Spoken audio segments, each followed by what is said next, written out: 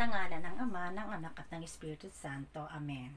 Ako po si Ginang Elma Alvarez na nakatira sa Acropolis Heights, Barangay Talisay, Lipa City.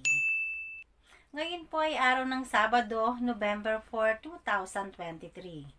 Ang tema po ng ating gospel sa araw na ito ay ang halaga ng pagiging mapagkumbaba, pag-iral ng respeto at pag-asa ng pagpapala.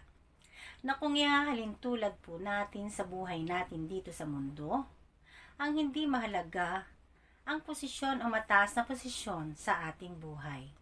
Bagkus ang aral na ito ay nagpapakita na hindi tayo dapat maghangad ng mataas na posisyon.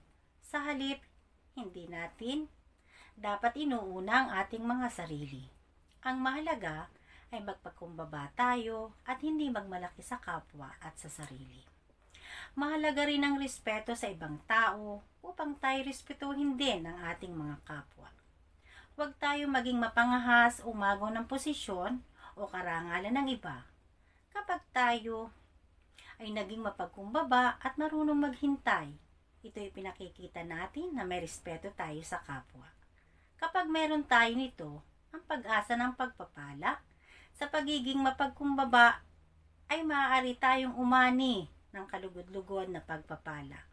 Kapag hindi tayo umaasa sa sariling kagalingan at hindi nagmamalaki, maaari tayong mapansin at parangalan pat katuwaan ng maraming tao.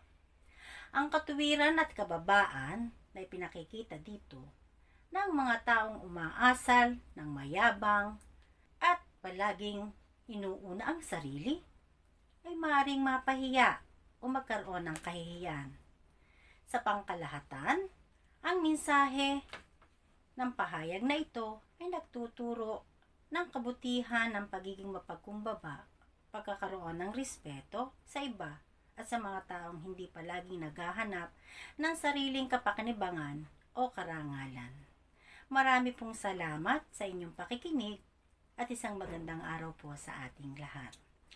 Please do subscribe to our channel, faithbook.ph, or mag-visit and register sa www.faithbook.ph, or pwede din po na i-download ang Faithbook application. Marami pong salamat sa inyong lahat.